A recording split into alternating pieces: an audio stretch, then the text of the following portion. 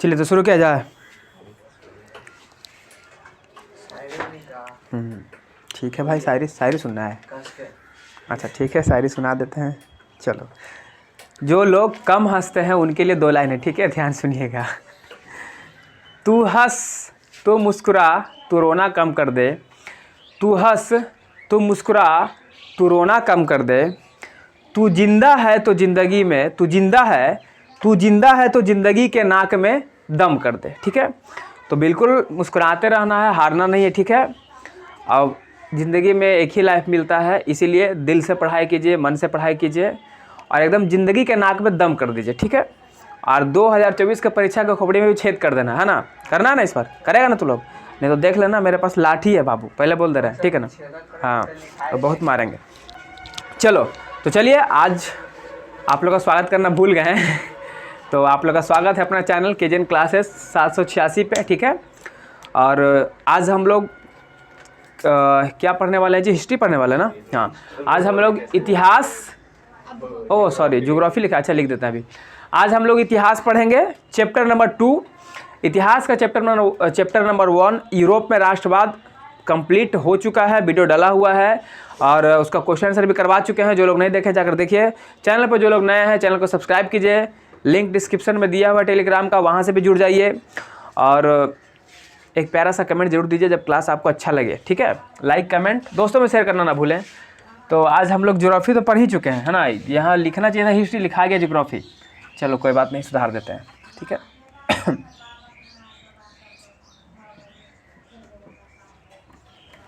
ठीक है ना। अब क्या होता है, इतिहास होता है। चलिए तो इतिहास लिख दिए हैं। आज हम लोग इतिहास के पिताजी कौन थे जी?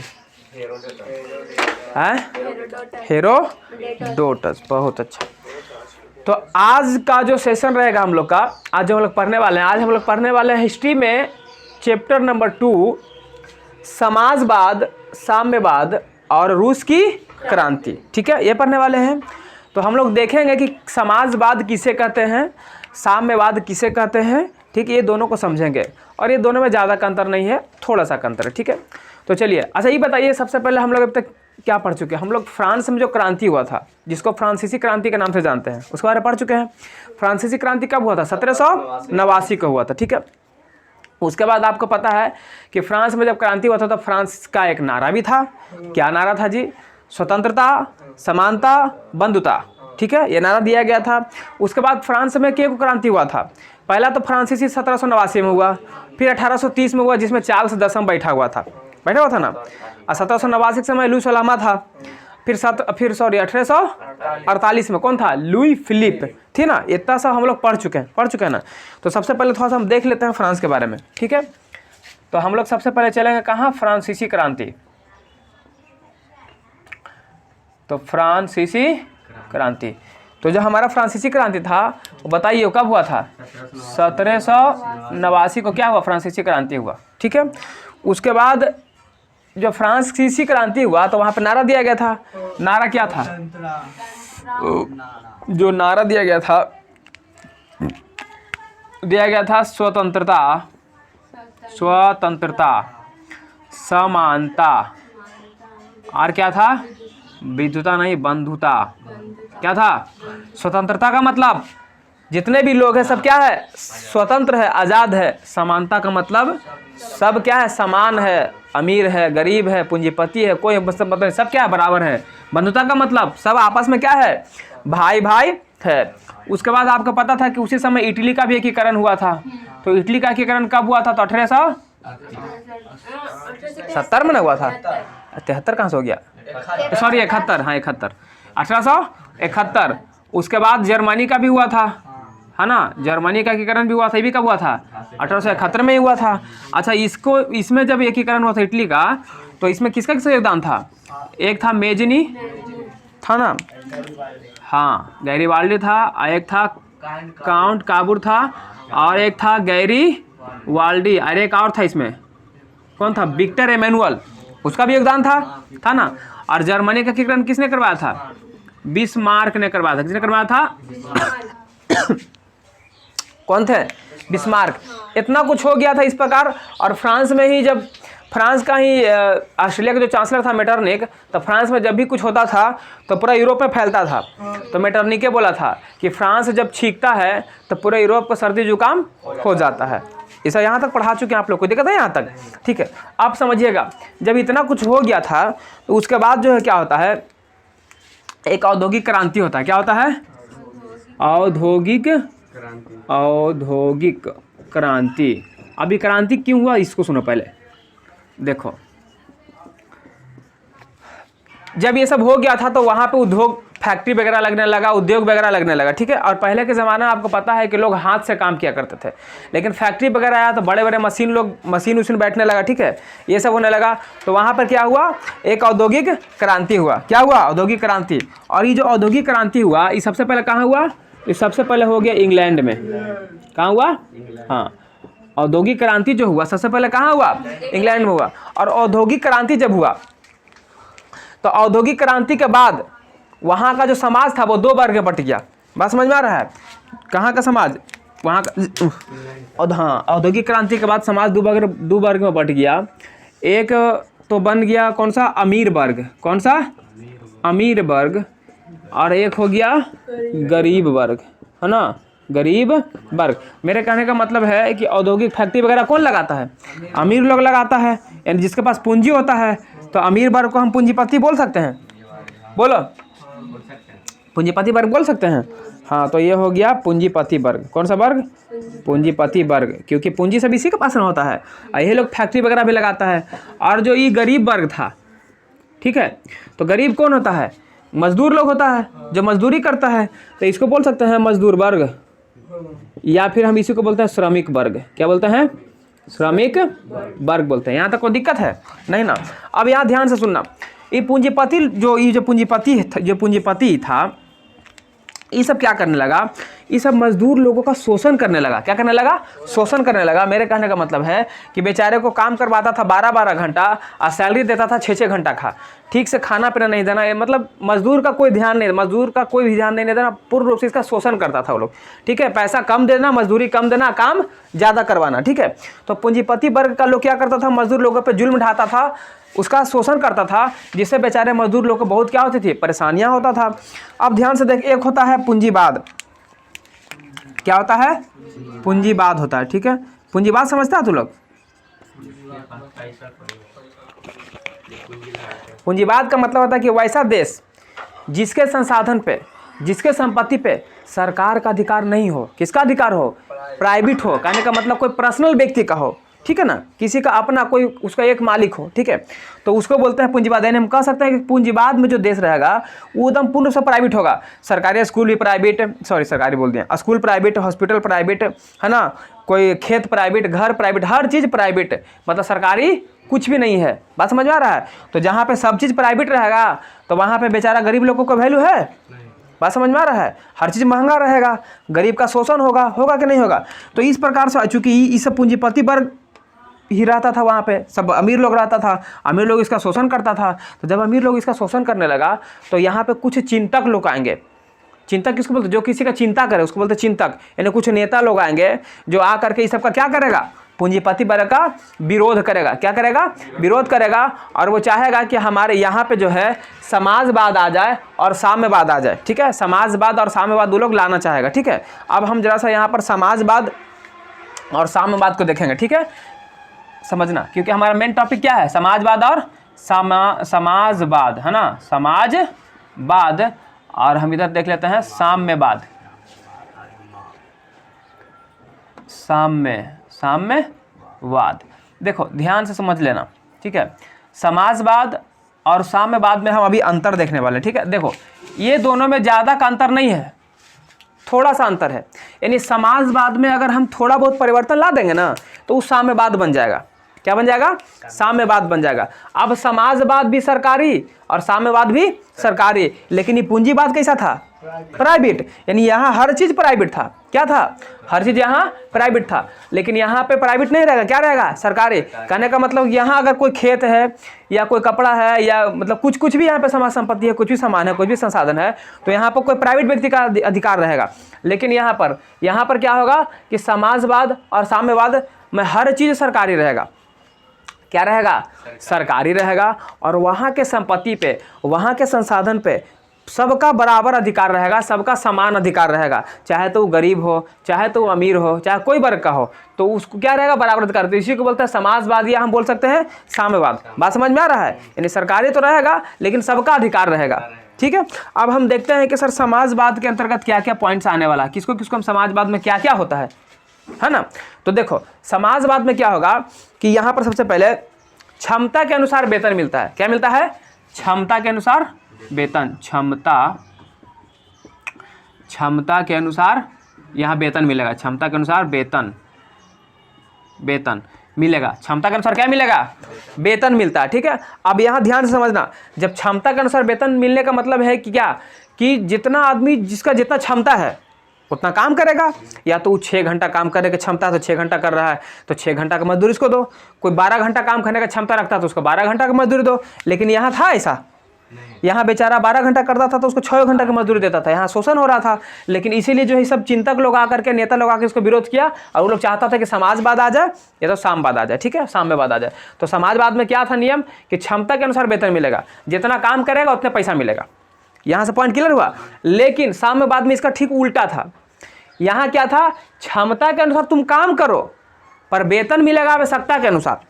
क्षमता के अनुसार क्या करना होगा, हाँ, यानी यहाँ पर क्या है, यहाँ है कि क्षमता के अनुसार काम, क्षमता के अनुसार, हाँ, यहाँ क्षमता के अनुसार काम करना होगा। और लेकिन वेतन जो मिलेगा, क्या बोलते हैं, वेतन, है ना, जो वेतन मिलेगा वो कैसे मिलेगा, तो वेतन मिलेगा आवश्यकता के अनुसार। किसके अनुसार, वेतन मिलेगा आवश्यकता के अनुसार। आवश्यकता, तू इधर लिखा जाए भाई, वेतन मिलेगा किसके अनुसार, आवश्यकता के अनुसार। आवश्यकता के अनुसार, तो आवश्यकता के अनुसार कौन कौन समझ में आ गया।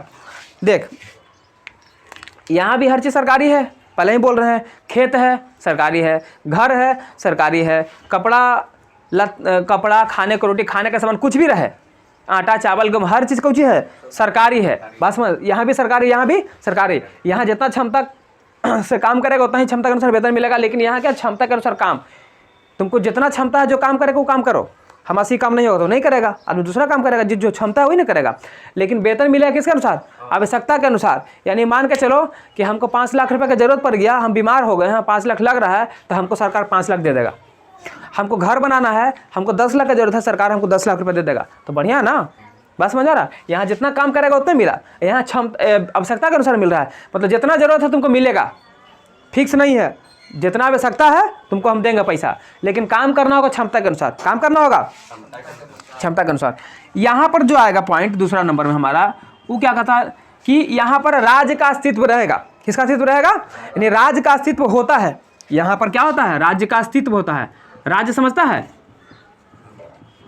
अरे राज्य समझता है, रे तो उनसे इतना लोल है, हैं?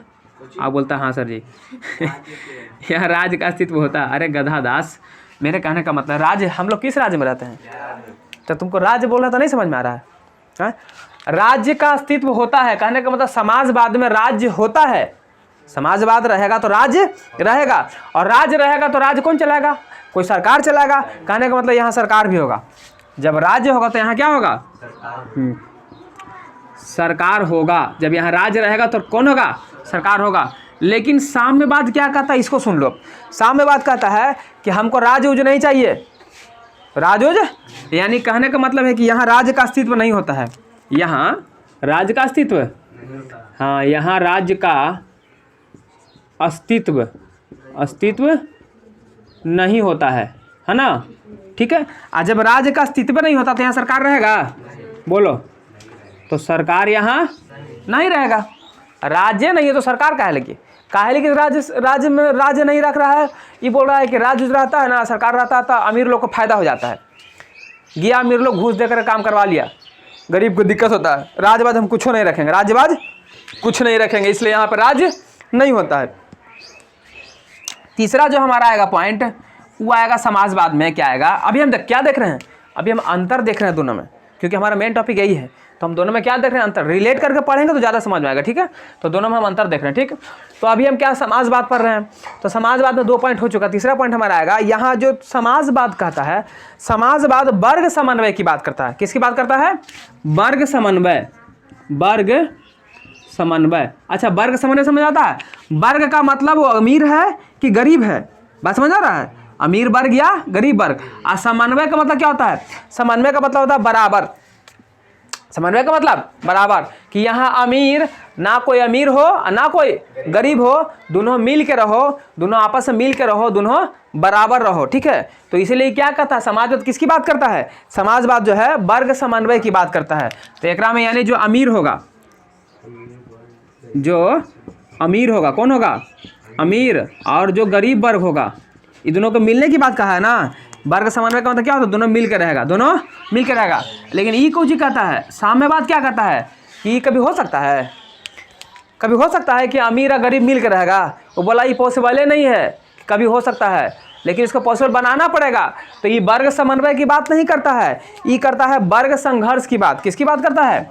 वर्ग संघर्ष, वर्ग संघर्ष। अब वर्ग संघर्ष बोले तो किसके किसके बीच होगा? देख, वर्ग माने अमीर गरीब, और संघर्ष माने लड़ाई, संघर्ष माने लड़ाई। तो ये लड़ाई किसके किसके बीच होगा? तो ये होगा अमीर वर्ग और गरीब वर्ग के बीच, अमीर और गरीब। गरीब बोले तो मजदूर श्रमिक, ये दोनों के बीच क्या हो जाएगा? ये दोनों के बीच संघर्ष होगा, यानी लड़ाई होगा। बात समझ में आ रहा है? तो लड़ाई होगा, और लड़ाई में अंततः कौन जीतेगा? लड़ाई में अंततः जीतेगा गरीब। और जब गरीब जीतेगा तो अमीर शांत हो जाएगा, मार के कूच देगा उसको, कहेगा एकदम शांति से बैठ, बड़ी फुरफुर करता है, 10 लाख रख लिया तो डिंग डांग कर रहा है, हाँ पास 10 रुपया तो हम नहीं चलेंगे रोड पर, हमको मना करता है। तो ये संघर्ष करेगा, लड़ेगा। तब जब ये दोनों लड़ेगा, जब इसको मारेगा पीटेगा, थोपियागा 2-3 थप्पड़, शांत हो जाएगा, साथे रहेगा, चला जो दोस्ती कर ले, साथे हो गया, तो दोनों बराबर हो गया ना। तो यही बोला कौन? साम्यवाद यही कहता है कि कभी हो ही नहीं सकता कि दोनों मिल के रहेगा, इसको थोपियाना पड़ेगा, ठीक है ना।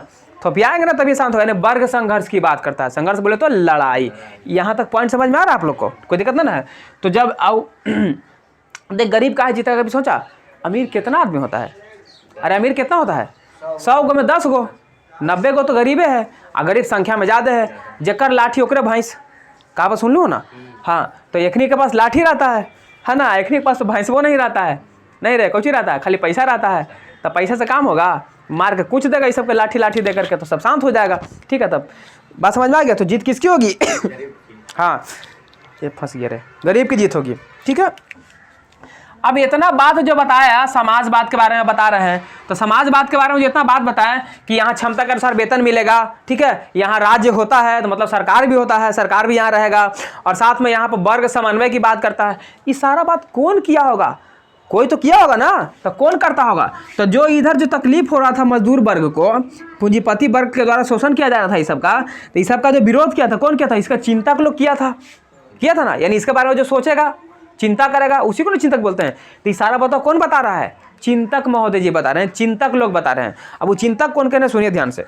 यानी कि यहाँ पर आएगा चिंतक, कौन आएगा? हाँ, और वो वाला अक्षय कुमार वाला चिंता था, चिंता मत कर ला तो सब, है ना, देखो ना वो कर रही है, गधी है तू है। चल, तो जो चिंतक आ रहे हैं हमारे प्यारे दुलारे चिंतक जी, देखिए नाम सुनिए। तो सबसे पहले जो चिंतक आएंगे उनका नाम क्या था? Saint Simon. क्या था रे? हाँ, सेंट साइमन, सेंट साइमन। ये सबसे पहला चिंतक, 4 गो आएगा, ठीक है। सबसे पहला चिंतक कौन? सेंट अरे कुछ ही बोल रहे हैं, सेंट साइमन। दूसरा आएगा चार्ल्स फूरिये। कौन आएगा?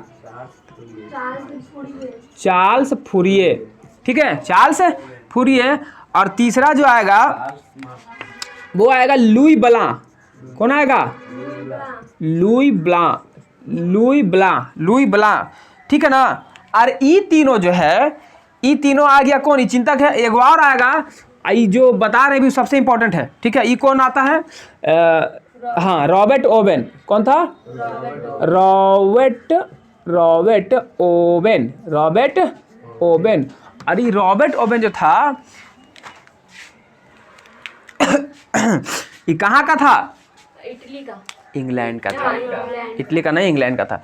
रॉबर्ट ओवेन इंग्लैंड का था, ठीक है। और ये तीनों कहाँ का था?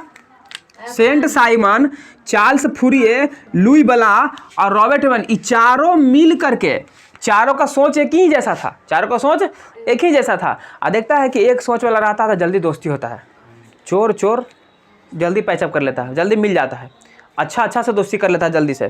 तो चारों एक ही सोच के था, समझ आ रहा है? तो चारों दोस्ती कर लिया, चारों मिल गया। अच्छा, इस चारों का सोच था कि समाजवाद आना चाहिए। आई चारों मिल करके इस समाजवाद के बारे में ये सब बताया, ठीक है, कि यहाँ क्षमता के अनुसार वेतन मिलना चाहिए, यहाँ राज्य होना चाहिए, तो सरकार भी रहेगा, ठीक है, बात समझ में आ रहा है। और कहा कोची कि यहाँ वर्ग समन्वय की बात किया, कौन? ये चारों मिलके। अब बात बताते हैं कि चारों में जो सेंट साइमन, चार्ल्स फूरिये और लुई बला, ये जो है तीनों, ये कहाँ का था रहने वाला? गुड, ये था फ्रांस के रहने वाला था। कहाँ का रहने वाला था? लेकिन रॉबर्ट ओवेन कहाँ का रहने वाला था? हाँ गुड, रॉबर्ट ओवेन रहने वाला था इंग्लैंड का। कहाँ का? हाँ, ये था इंग्लैंड का रहने वाला। कहाँ का जी? हाँ, ये था इंग्लैंड का रहने वाला। कोई दिक्कत है? और ऐसा कुछ नहीं है कि रॉबर्ट ओवेन को गरीब आदमी था, रॉबर्ट ओवेन भी एक उद्योगपति था, मतलब अमीर आदमी था। बात समझ में आ रहा है? और ये रॉबर्ट ओवेन जो है, तो अच्छा यहाँ से सवाल भी बन सकता है, सवाल दे देगा कि इनमें से कौन थे जो फ्रांस के निवासी थे। ये तीनों ऑप्शन में देले रहेगा, ये तीनों ऑप्शन में देले रहेगा, आएगो देले रहेगा, इनमें से सभी, तो कुछ हो जाएगा, इनमें से सभी हो जाएगा। लेकिन अगर इस सवाल ऐसे ही पूछ सकता है कि निम्नलिखित में से कौन जो थे वो फ्रांस के निवासी नहीं थे, मतलब फ्रांस के नहीं रहने वाले थे, तो चारों देगा, तो कौन थे? Robert Owen. तो पूछेगा रॉबर्ट ओवेन कहाँ के निवासी थे? इंग्लैंड के। फिर आइए देखो, ये चारों जो ये बात बता रहा था, लेकिन ये रॉबर्ट ओवेन जो था, खास करके हम लोग रॉबर्ट ओवेन के बारे में पढ़ेंगे, ठीक है। तो रॉबर्ट ओवेन जो था, रॉबर्ट ओवेन बता रहा था, ये लोग को कहता था, सबको कहता था ये लोग को कि देखो, मजदूर लोग को अगर तुम मदद करोगे, मजदूर लोग का शोषण नहीं करोगे, उसकी मदद करोगे, तो आपको कोई नुकसान होने वाला नहीं है। लेकिन कोई सुनवे नहीं करता था, कहता था कि हाँ मजदूर का हम मदद करेंगे, मजदूर का हम सपोर्ट करेंगे, ऐसा होता नहीं था। अब ध्यान से सुनिएगा, तो रॉबर्ट ओवेन क्या करता है कि रॉबर्ट ओवेन एक प्रेडिकल करता है। क्या करता है? प्रेडिकल करता है, ठीक ना। रॉबर्ट ओवेन प्रेडिकल करेगा, और प्रेडिकल कर करके वो एक कारखाना खोलेगा। प्रेडिकल करने क्या करेगा? एक कारखाना खोलेगा, और उस कारखाना का नाम क्या रखेगा? सुनो, यानी कि रॉबर्ट ओवेन क्या करेगा? एक प्रेडिकल करेगा। पर कारखाना का नाम क्या था इसका? आदर्श कारखाना। हाँ, वो जो एक कारखाना खोलता है, ठीक है, आदर्श कारखाना के नाम से वो खोलता है। और कारखाना में जो मजदूर लोग काम करेगा कि नहीं करेगा? तो मजदूर लोग काम करेगा, तो मजदूर लोग को देखो ये क्या क्या फैसिलिटी देता है, बहुत सारा फैसिलिटी देता है, खूब धूम मचा देगा। फैसिलिटी इतना देगा ना कि कहो मत। तो ये क्या करता है? सबसे पहले इंसान को जीने के लिए रोटी चाहिए, है ना। तो ये सबसे पहले रोटी का व्यवस्था, मतलब कहने का मतलब खाना वाना का व्यवस्था करवाता है, ठीक है। पहनने के लिए ड्रेस कोड चाहिए, कपड़ा चाहिए, तो ड्रेस उसका व्यवस्था करवा देने, कपड़ा का व्यवस्था करवाता है, ठीक है। रहने के लिए कुछ चाहिए, उसको घर चाहिए, यानी उसको घर का व्यवस्था करता है, मकान उकान का व्यवस्था कराता है, ठीक है, यानी घर का व्यवस्था कराता है। बाल बच्चा पढ़े लिखे उसका, ठीक है, उसके लिए क्या करता है? शिक्षा का व्यवस्था करवाता है। किसका व्यवस्था करवाता है? शिक्षा। हॉस्पिटल का व्यवस्था करवाता है, यानी चिकित्सा का व्यवस्था करवाता है, ठीक है, कि बीमार उमार हो जाएगा तो मजदूर लोग कहाँ जाएगा, है ना। तो उसके लिए चिकित्सा, यानी डॉक्टर का व्यवस्था करवाता है, यानी चिकित्सा हॉस्पिटल का व्यवस्था करवाता है।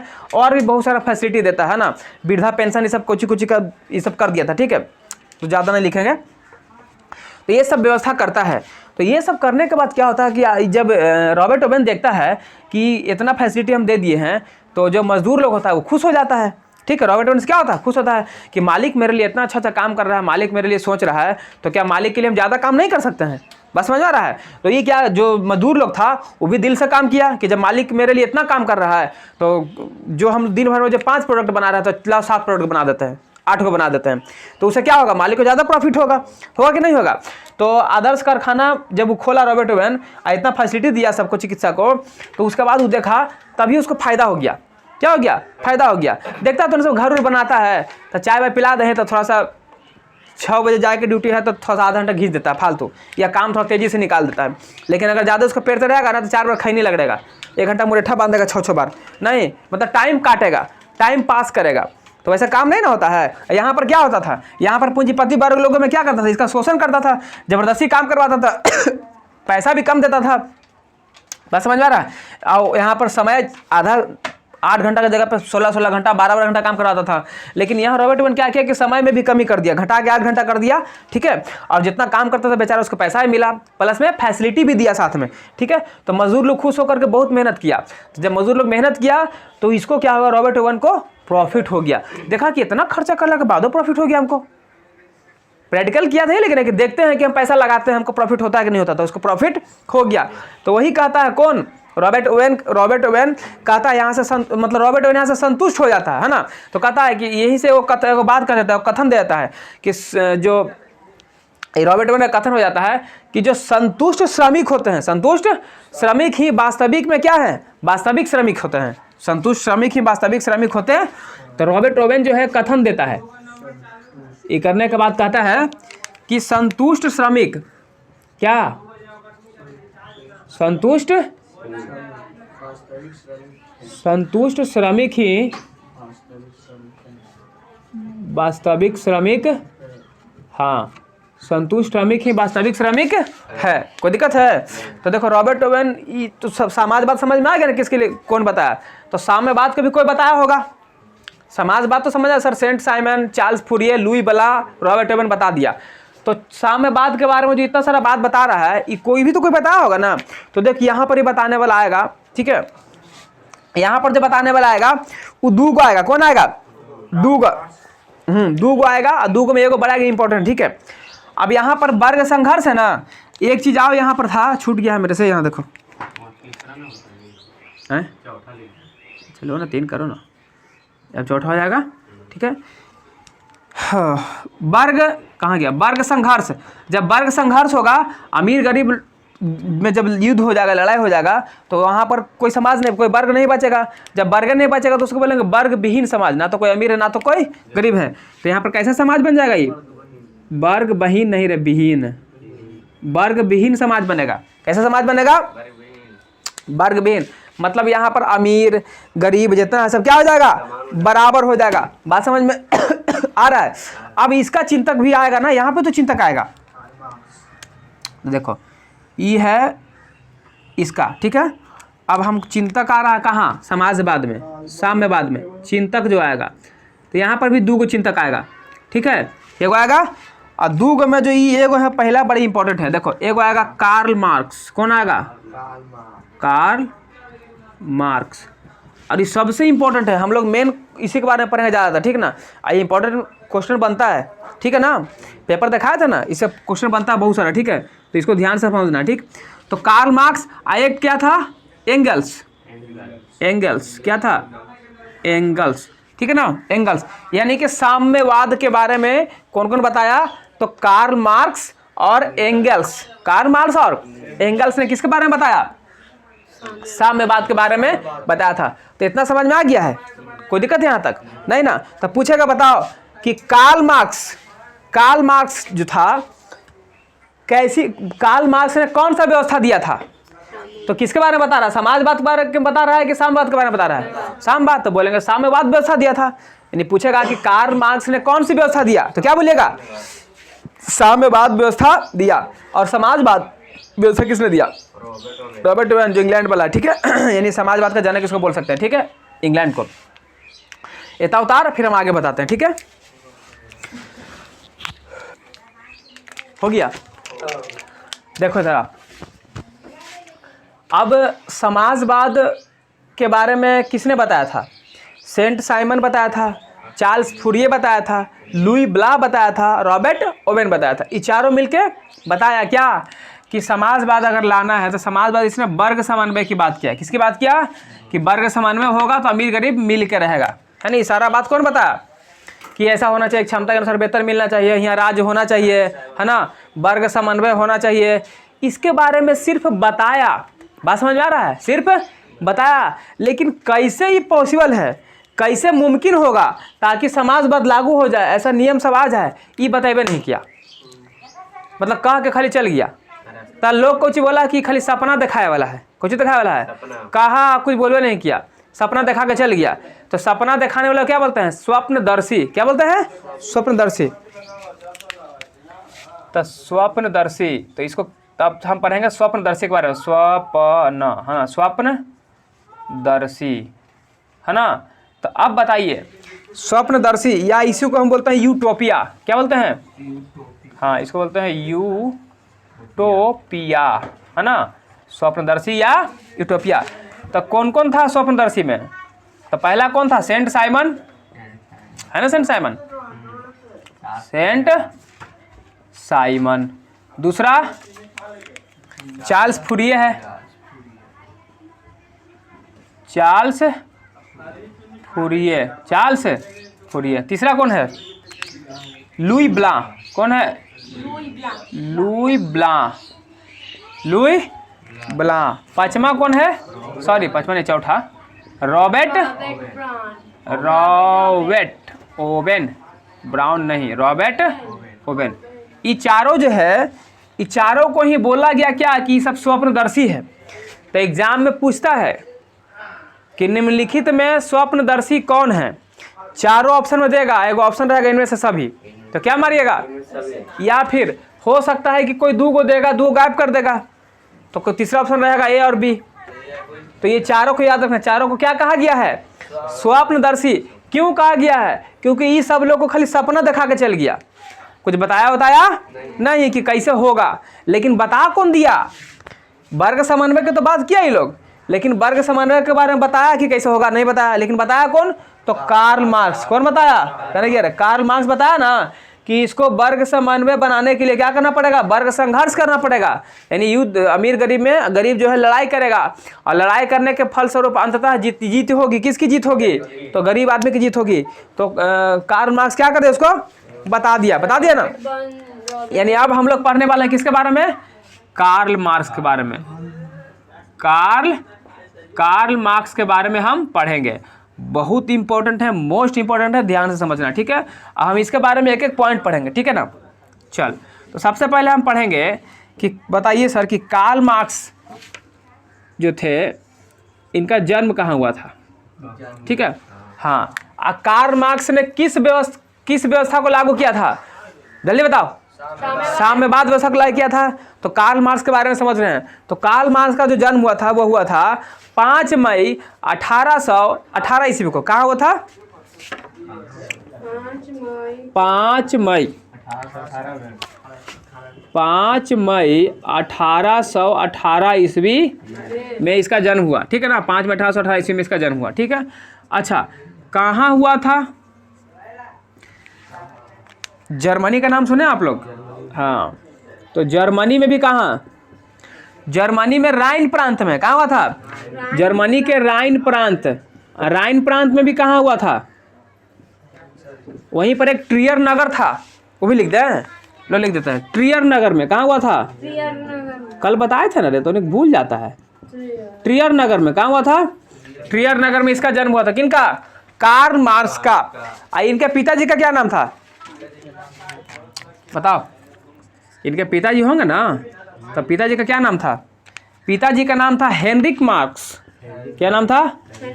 हेनरिक मार्क्स पिताजी का नाम है। और पेशे से वकील थे, आपको पता है क्या थे? वकील थे। अब बात समझो, कार्ल मार्क्स का जन्म कहाँ हुआ? जर्मनी में। कहाँ हुआ? जर्मनी में। जर्मनी में जन्म हुआ, और जर्मनी में ही क्या कर रहे थे? सभी मजदूर को एक कर रहे थे। दुनिया के मजदूरों एक हो जाओ, दुनिया के मजदूरों एक हो जाओ। तो कभी कोई सवाल पूछ देगा कि दुनिया के मजदूरों एक हो जाओ, दुनिया के मजदूरों एक हो जाओ, ये नारा किसने दिया था? कार्ल मार्क्स ने दिया था, ठीक है। तो जब ये सबको बोल रहे थे और जितना मजदूर लोग था सबको एकदम एक बना रहा था, एकजुट कर रहा था, तो वहाँ का राजा देखा कि सब मजदूर को एक कर रहा है, तो कल होकर सब बगावत कर देगा, तो फिर दिक्कत हो जाएगा ना, हमारा जो शासन है समाप्त हो जाएगा। तो क्या किया? कार्ल मार्क्स को भगा दिया। कहाँ से? जर्मनी से। तो जब कार्ल मार्क्स को जर्मनी से भगा दिया तो बेचारा किस्मत का मारा कहाँ जाएगा? हाँ, इंग्लैंड जाएगा। और इसकी राजधानी कहाँ है? लंदन, यानी लंदन घूम के आएगा, ठीक है, लंदन में जाएगा, ठीक है ना। चलो, अभी इंग्लैंड चला गया है। इंग्लैंड जाने के बाद वहाँ जाता है तो शांत रहेगा थोड़ी है, वहीं बैठले बैठले अवधारणा देगा। ये देखो, तो इसका एक अवधारणा था, थ्योरी देता है, अवधारणा, जिसको हिंदी में बोलते थ्योरी, अवधारणा। है ना, वहीं से बैठ करके एक थ्योरी देता है, यानी एक अवधारणा देता है, और क्या देता है, वर्ग संघर्ष की बात करता है। क्योंकि वर्ग संघर्ष के बारे में कौन बताया था, वर्ग संघर्ष के बारे में कार्ल मार्क्स ने बताया था। तो ये जो थ्योरिया होता है इसको होता है कि वर्ग संघर्ष का अवधारणा देता है, वर्ग संघर्ष। अब वर्ग संघर्ष बोले तो क्या, यानी कि अमीर जो गरीब, अमीर वर्ग है जो गरीब वर्ग है उसको क्या करना पड़ेगा, लड़ना होगा अमीर से, अंत में जीत होगी गरीब की। अब ये अवधारणा दिया वर्ग संघर्ष की। अब पूछेगा वर्ग संघर्ष जब अवधारणा दे सबसे पहले लागू कहाँ हुआ, नहीं नहीं, इंग्लैंड में अवधारणा दिया लेकिन लागू हुआ सबसे पहले रूस में। कहाँ हुआ, हाँ लागू हो गया रूस में। तो कभी कभी पूछता है कि वर्ग संघर्ष की जो अवधारणा थी वो सबसे पहले कहाँ लागू हुई, या फिर ऐसे पूछ सकता है कि समाजवाद सबसे पहले किस देश में लागू हुई, तो रूस में। कल है ना पूछा था सवाल आप लोग से, साम्यवाद ना समाजवाद के बारे में बता रहे हैं ना। यहाँ देख अवधारणा कहाँ चल गए, हाँ तो सबसे पहले नहीं सॉरी हाँ साम्यवाद, ठीक है उसमें है ना वर्ग संघर्ष, ठीक है तो वर्ग संघर्ष उसमें है। तो साम्यवाद का जो सबसे पहले लागू हुआ कहाँ हुआ, साम्यवाद, या एक प्रकार से इस समाजवाद को ही मॉडिफाई किया है, ठीक है समाजवाद को ही क्या किया है, मॉडिफाई किया है, ठीक। तो यहाँ पर देख, तो ये सबसे पहले कहाँ लागू हुआ, रूस में लागू हो गया, ध्यान में रहेगा आप लोग को, ठीक है। चलो अब आगे बढ़ते हैं। अब ये अवधारणा दिया था, तो जब वर्ग संघर्ष में जब कार्ल मार्क्स सबको बता रहा था, वर्ग संघर्ष के बारे में समझा रहा था, सबको बता रहा था, तो उसी समय ये बोला था लोगों को, क्या बोला था कि दुनिया के मजदूरों एक हो जाओ, दुनिया के मजदूर एक हो जाओ, दुनिया के मजदूर एक हो जाओ, दुनिया के मजदूर एक हो जाओ, ठीक है दुनिया के मजदूर एक हो जाओ, तुम्हारे पास पैर समझता ना, पैरों के बेड़िया, बेड़ी बने किसी की गुलामी है, गुलाम है आप, ठीक है पैरों के बेड़िया के अलावा खोने के लिए कुछ भी नहीं है। लेकिन अगर आप जीत जाते हैं तो जीतने के बाद पाने के लिए पूरा जहान है, पाने के लिए पूरा जहान है। जैसे मान के चलो एक कोई अमीर आदमी है, गरीब आदमी है, अमीर आदमी के पास खोने के लिए बहुत कुछ है, धन दौलत है, बंगला है, गाड़ी है, मोटर है, बिजनेस है, हर चीज़ है खोने के लिए। लेकिन गरीब के पास कुछ होता है, कुछ नहीं, बेचारा अपना घर होता है, किराए पर रहता है ना, दूसरा के दुकान में खटता है, दूसरा के यहाँ खेती मजदूरी करता है, तो खोने के लिए कुछ है, तो उसका पैर में क्या है, जंजीर बना हुआ, तो गुलामी का जंजीर बना हुआ है, बना हुआ कि नहीं बना हुआ, तो खोने के लिए खाली वही ना है, गुलामी है ना खोने के लिए है। लेकिन अगर जीत जाता है तब पूरा जहाँ पालेगा ना, यानी वो शासन कर सकता है, राजा बन सकता है जीतने के बाद, समझ में आ गया। तो ये कहता है दुनिया के मजदूरों एक हो जाओ, तुम्हारे पास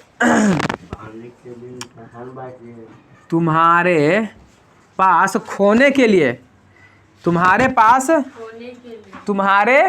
पास क्या, पैर में क्या बंधा हुआ है, जंजीर। हाँ जंजीर ना, तुम्हारे पास अपने पैर के अलावा नहीं, अपने पैरों के बेड़ियां, अपने पैरों के बेड़ियों के अलावा, बेड़ियों के अलावा खोने के लिए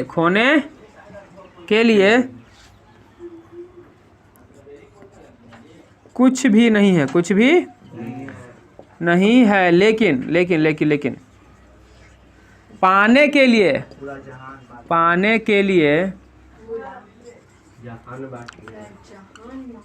पूरा जहान बाकी है। यानी अगर ये जीत जाता है, हाँ अगर ये जीत जाता है तो क्या करेगा, पूरा इसके पास जहान पड़ा हुआ, पूरा जहान पड़ा हुआ है। अब ध्यान से समझना,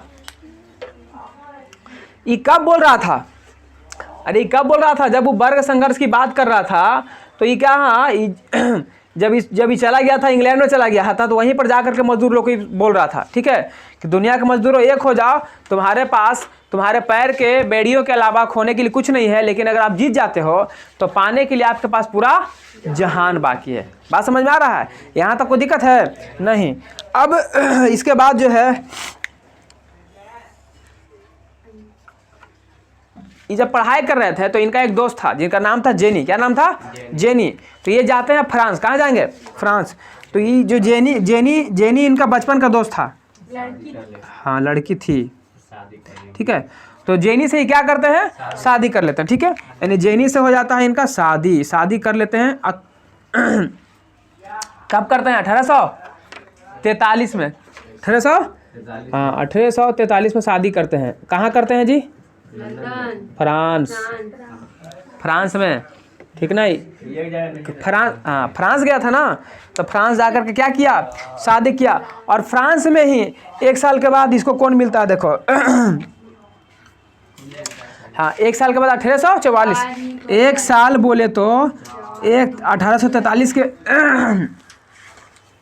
1843 के बाद 1844 आता है। 1 साल के बाद किसे मिलेगा ये, नहीं, जॉन निकोलस कहाँ से आ गया था, एंगल्स से कौन मिलता है, कार्ल मार्क्स। नीचे दिख रहा है, वहाँ देखो तो वीडियो में नहीं दिख रहा, हाँ दिख रहा है। हाँ तो एंगल्स जो है कार्ल मार्क्स से क्या करता है, कार्ल मार्क्स जो एंगल्स से क्या करता है, मुलाकात करता है। और जब मुलाकात करता है तो देखता है कि जैसे ही एंगल्स जो है ये सब साम्यवाद लाना चाह रहा था, क्या लाना चाह रहा था, साम्यवाद। और तो इसको ये बताता तो इससे ही बहुत प्रभावित हो जाता है कार्ल मार्क्स, तो कार्ल मार्क्स भी इसके साथ हो लेता है, ठीक। ये भी यही पता सोच रहा था, तो दोनों मिल जाता है और दोनों मिल करके साम्यवाद के लिए कुछ काम करने लगता है, ठीक है। अभी क्या क्या करता है, तो सबसे पहले दोनों मिल करके किताब तब लिखेगा, ठीक है ना। तो हम देखो अब इधर साफ कर रहे हैं।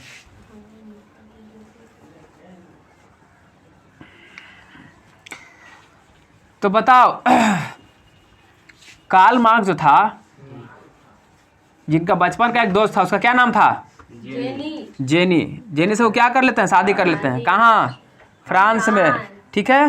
कब, 1843 में करते हैं। और पूछेगा अगर आपसे कि बताइए सबसे पहले समाजवाद की व्यवस्था कहाँ हुआ था, रूस में।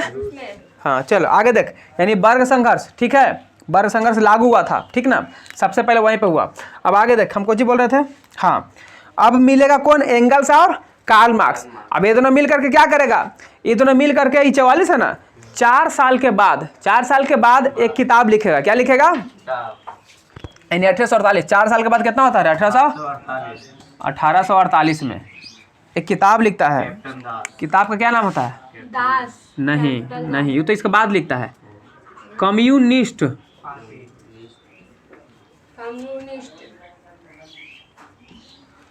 क्या लिखता है, कम्युनिस्ट मैनिफेस्टो, कम्युनिस्ट मैनिफेस्टो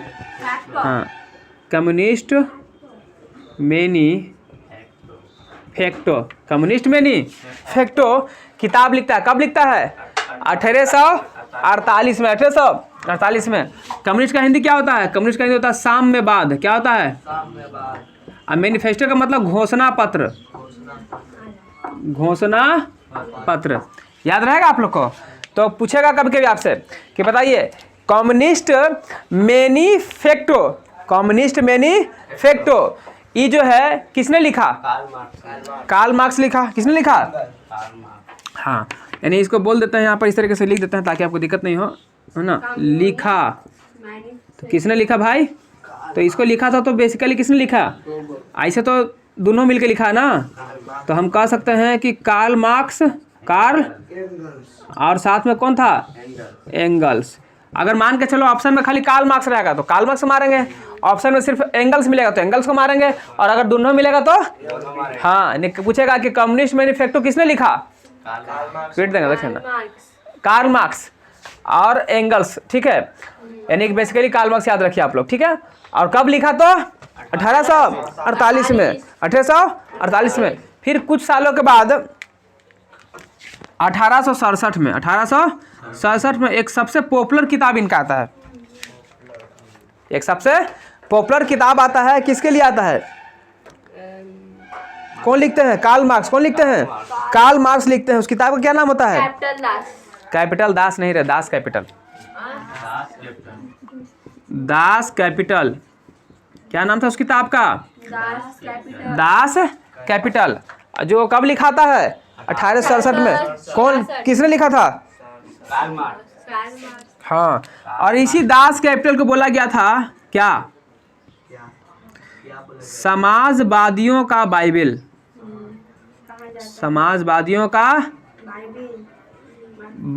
समाजवादियों का 1867 में क्या लिखा गया, दास कैपिटल। किसके द्वारा लिखा गया? समाज कार्ल मार्क्स के द्वारा लिखा गया। और दास कैपिटल को हम किसका बाइबिल कहते हैं? समाजवादियों का बाइबिल कहते हैं। समझ में आ रहा है ना? जिस प्रकार से हिंदू धर्म में रामायण होता है, ग्रंथ, पवित्र ग्रंथ, मुस्लिम धर्म में कुरान होता है, उसी प्रकार से सिख लोग का, अंग्रेज लोग का, ईसाई लोग का क्या होता है? सॉरी, ईसाई लोग का, अंग्रेज लोग का क्या होता है? बाइबिल। सिख नहीं, बाइबिल होता है। क्या होता है? बाइबिल होता है। ठीक है, यहाँ तो समझने में कोई दिक्कत है आप लोग को? नहीं ना? अगर आपसे पूछेगा बताइए, अच्छा ये जो दिया था यहाँ पर दास का अर्थ क्या होता है? हाँ, दास का क्या अर्थ होता है? दास का अर्थ होता है गुलाम। क्या होता है? गुलाम। दास का अर्थ होता है गुलाम। और कैपिटल का अर्थ क्या होता है? कैपिटल का अर्थ होता है पूंजी। कैपिटल क्या अर्थ होता है? दास का अर्थ होता है गुलाम और कैपिटल का अर्थ है पूंजी। यानी कार्ल मार्क्स ने कहा कि जो गुलाम है वही हमारे पूंजी है। जो गुलाम है वो क्या है? गुलाम बोले तो किसकी बात कर रहा है? गरीबों की। किसकी बात कर रहा है? कर रहा है कि गरीब ही हमारे लिए पूंजी है। क्या है? पूंजी है। और ये किताब लिखा गया था किसके लिए? जिसको वर्ग संघर्ष के बारे में जिसको बता रहे थे, जो चाहता था कि समाजवाद आ जाए, साम्यवाद आ जाए। ठीक है, तो वो सब क्या करता था? मजदूर लोग की किताब को पढ़ता था। ठीक है ना?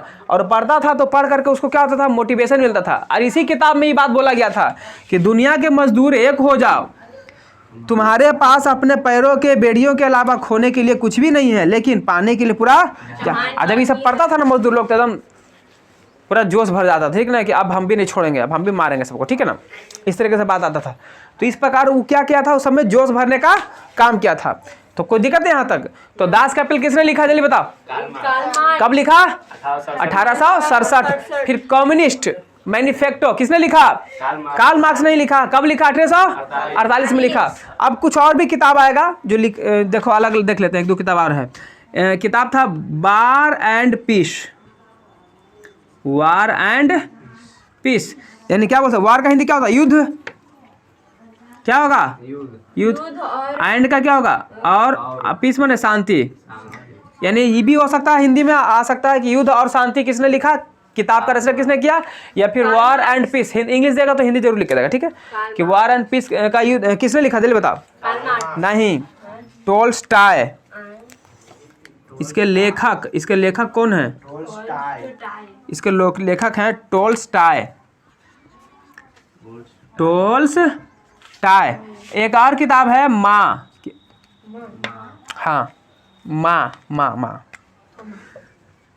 माँ किताब किसने लिखा? जल्दी बताओ।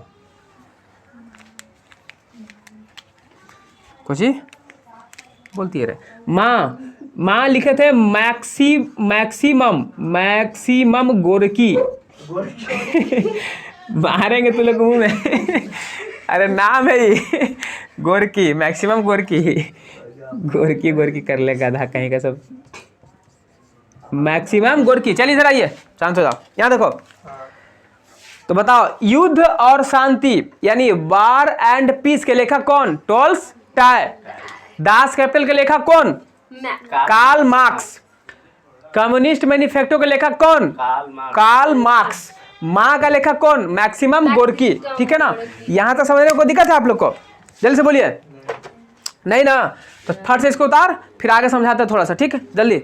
आप लोग को समझ में आ रहा है तो वीडियो को लाइक कीजिए, शेयर कीजिए, छोटा सा कमेंट कर दीजिए। अच्छा लगता है आपका कमेंट पढ़ के। ठीक है, और दोस्तों में शेयर कीजिए जरूर। चलिए लिखिए। हो गया? यहाँ देखो, अब हम लोग किसके बारे में पढ़ रहे थे जी? कार्ल मार्क्स के बारे में पढ़ रहे थे ना। कार्ल मार्क्स जो था, कैसा व्यवस्था दिया था? साम्यवादी व्यवस्था दिया था। और जो थ्योरी किसकी बात करता था? वर्ग संघर्ष की बात करता था ना। हाँ, वर्ग संघर्ष की बात कर रहा था। इसीलिए जो है कार्ल मार्क्स को हम लोग वैज्ञानिक समाजवाद का जनक बोलते हैं। वैज्ञानिक क्या बोलते हैं? क्यों बोले थे इसको वैज्ञानिक समाजवाद का जनक? क्योंकि कार्ल मार्क्स जो था वो एक वैज्ञानिक तरीके से सब चीज़ समझाया था। ठीक है, वैज्ञानिक तरीके से समझाया, इसलिए इसको बोलते हैं वैज्ञानिक समाजवाद का जनक। और इसी को याद रखना, इसको बोलते हैं वैज्ञानिक समाजवाद का जनक। पूछता है, ठीक ना? तो याद रखिएगा, पूछेगा वैज्ञानिक समाजवाद का जनक किसे कहते हैं? कार्ल मार्क्स को। लेकिन अगर ऐसे डायरेक्ट पूछेगा, खाली डायरेक्ट पूछेगा कि समाजवाद का जनक किसे कहते हैं विश्व में, तो क्या बोलेंगे? नॉट।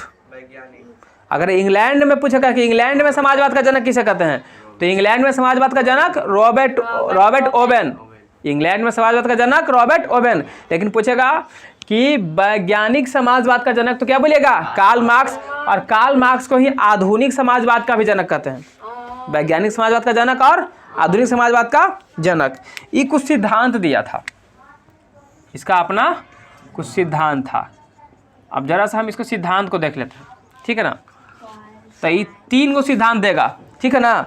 जिसमें पहला जो सिद्धांत था वो था आर्थिक ऐतिहासिक, यानी कहने का मतलब हाँ आर्थिक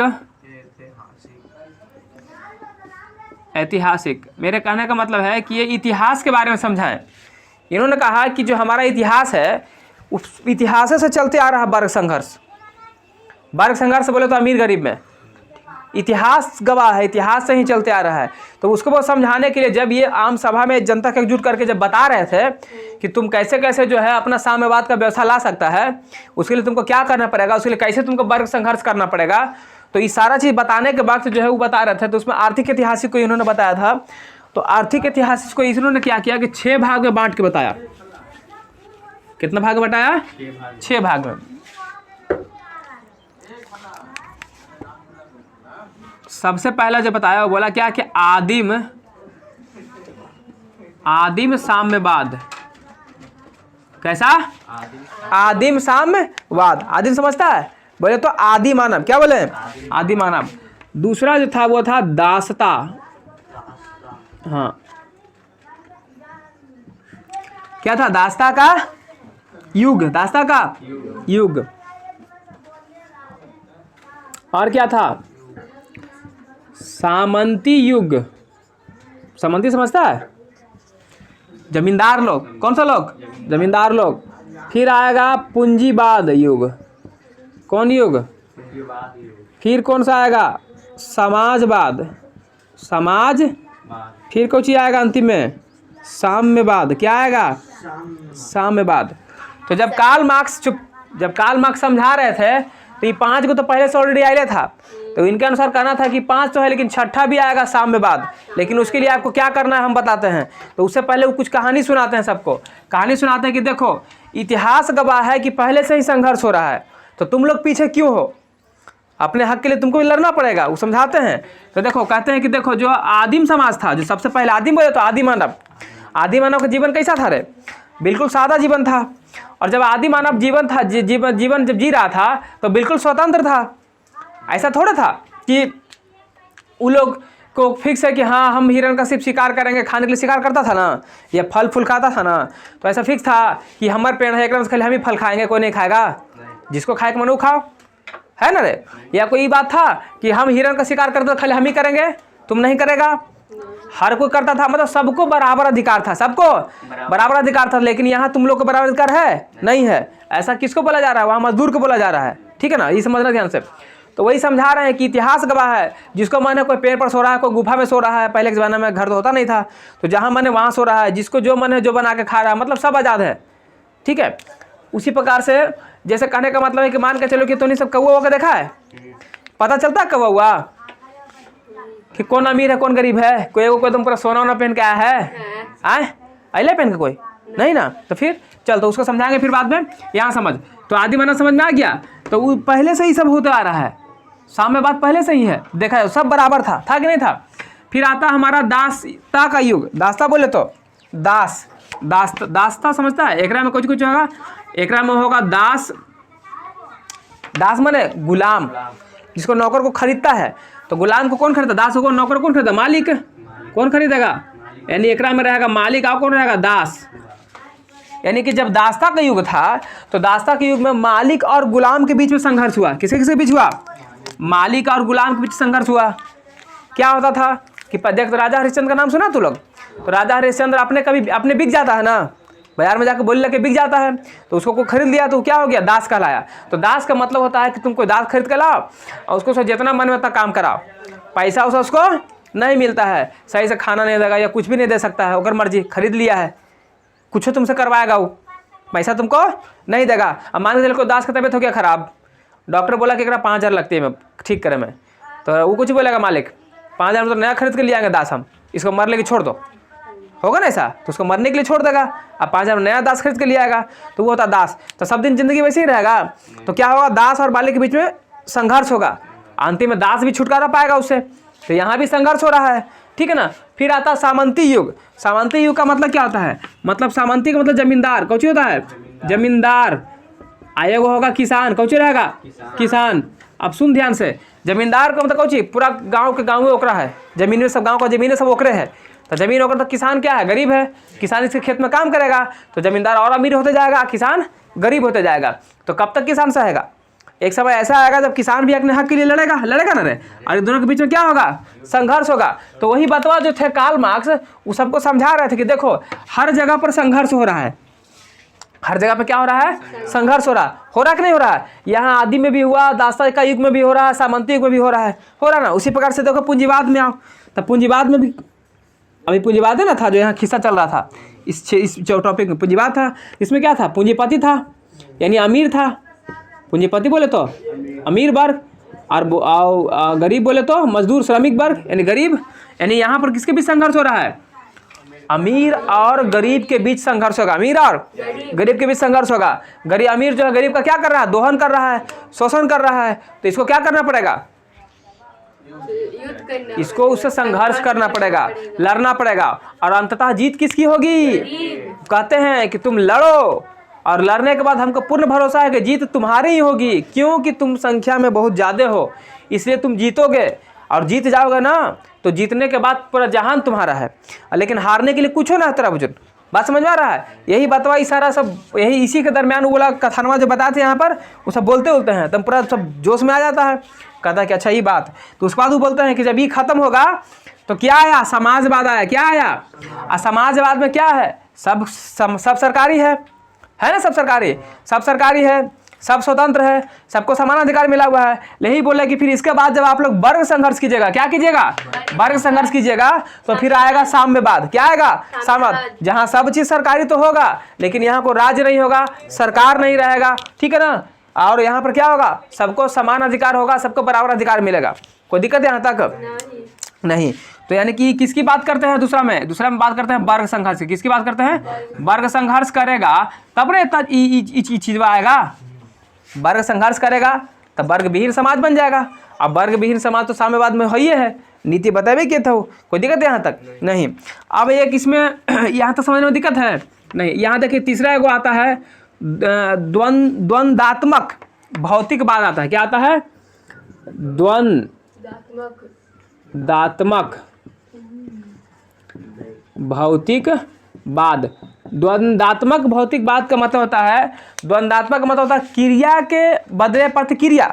क्रिया के बदले, जैसे कि देख मान ले यहाँ से प्रकाश आया तो टकरा के चल ही जाएगा।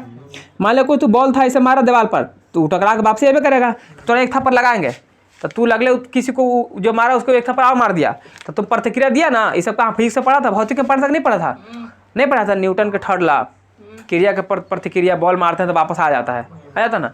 तो ये भौतिक में ही ना पढ़े थे, इसलिए इसको बोलते हैं भौतिकवाद। क्या बोलते हैं? भौतिकवाद, यानी द्वंद्वात्मक भौतिकवाद। तो वही समझाते हैं कि देखो तुम ये भी नियम लगाओ, ऊपर से नीचे तक देखो, हर जगह पर क्या हो रहा है?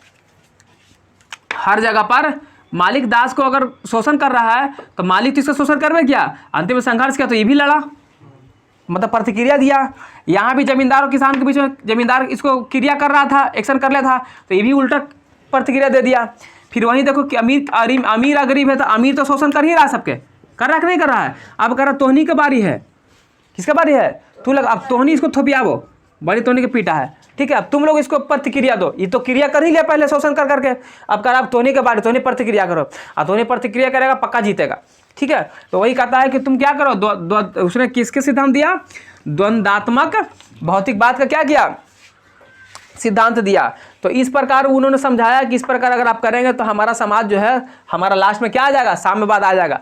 तो कहेगा कि कार्ल मार्क्स ने आर्थिक ऐतिहासिक के लिए कितने भागों में बांट कर समझाया था? तो 6 भाग में, ठीक है। आदिम साम्यवाद, दास्ता का युग, सामंती का युग, पूंजीवाद का युग, समाजवाद का युग, अंत में कौन सा युग आएगा? साम्यवाद का युग आएगा। उन्होंने पहले ही फिक्स कर दिया था कि एकदम साम्यवाद आएगा युग, ठीक है ना।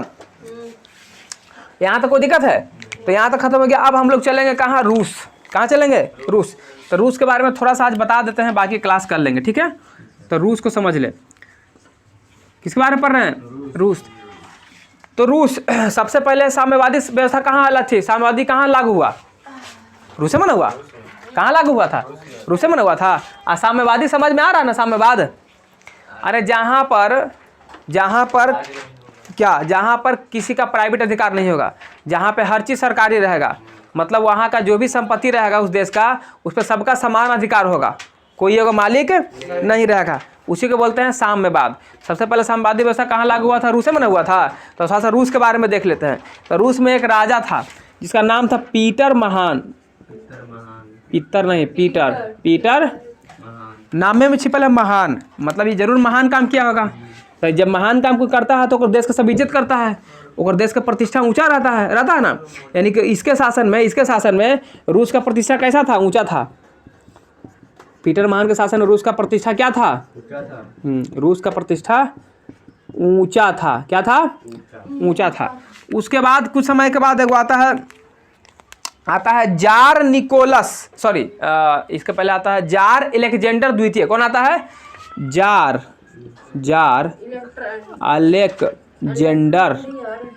अलेक्जेंडर द्वितीय।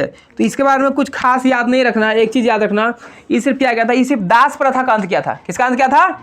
दास प्रथा का अंत किया था, दासता का अंत किया था, है ना। दासता का क्या किया था? दासता का दास, अच्छा इसको लिख दो दास प्रथा। चल, दास प्रथा का क्या किया था? अंत कब किया था? 1861 में। 1861 में क्या किया? इसके बारे में ज़्यादा याद नहीं रखना, ठीक है। दास प्रथा का अंत किया था कब? किसने किया था? पूछेगा दास प्रथा का अंत किसने किया? तो जार अलेक्जेंडर द्वितीय ने। जार अलेक्जेंडर कब किया? 1861 में। अब इसके बाद जो आएगा ना तीसर का, एकदम लोल बकलोल आएगा। देखो कौन आएगा इसके बाद? आएगा जार निकोलस द्वितीय। ये बड़ा बदमाश था। देखो जार निकोलस द्वितीय एकदम पगला शासन ही था, शासक था, एकदम पगला राजा था, पागल राजा था, ठीक है। ये हमेशा खाली चापलूसों चाटकारों के बीच में घिरा रहता था, अपने दुनिया में मस्त रहता था। ये जनता उनता के भलाई के बारे में सोचता नहीं था, इसको किसी से मतलब नहीं था, ठीक ना, ध्यान ही नहीं देता था उस पर। हाँ, जार निकोलस द्वितीय। तो ये कैसा शासक था? निरंकुश। कैसा शासक था?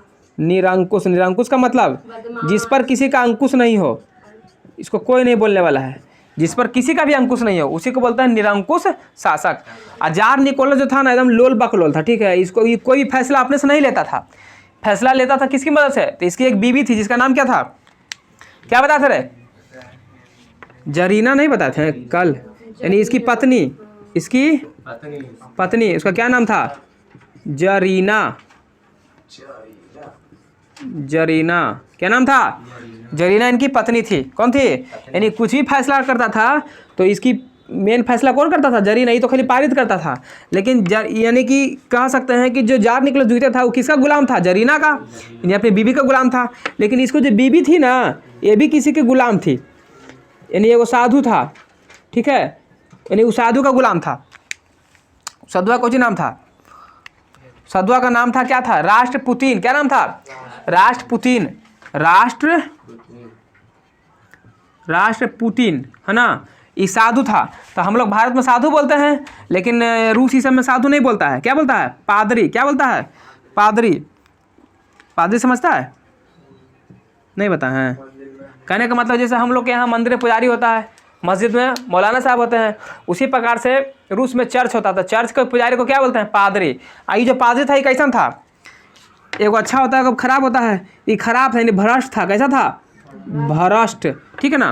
तो आप देख हम क्या बोल रहे हैं? जार निकोलस अपने को फैसला नहीं लेता था, ये बीबी के कहने पे करता था। और बीबी किसके कहने पे करता था? राष्ट्रपुतीन। यानी एकरा कोई काम रहता था ना तो ये बोलता था जरीना को, और जरीना एक बस में ही है। देखता है आजकल जो साधु लोग के फेर में रहता था, साधु लोग कहता है खांसी चढ़ा दो तो ये काम हो जाएगा, फलना के बकरे ये कर दो तो वो चीज़ हो जाएगा, ऐसे बोलता है ना रे। तो ये राष्ट्रपुतीनवा इसको बोलता था, पूरा बस में करके रख लेता, इसको बोलता था, इसको कहता था काम ओके। बात समझ रहा है? यानी कि पूछ सकता है एग्जाम में पूछेगा कि बताइए कि जार निकोलस द्वितीय की जो जरीना थी वो किस पादरी के चक्कर में पड़ी हुई थी, या किस पादरी की गुलाम थी? तो राष्ट्रपुतीन। पूछेगा राष्ट्रपुतीन जो पादरी था वो कैसा पादरी था? भ्रष्ट था कि अच्छा था? तो ये भ्रष्ट पादरी था। कोई दिक्कत यहाँ तक नहीं।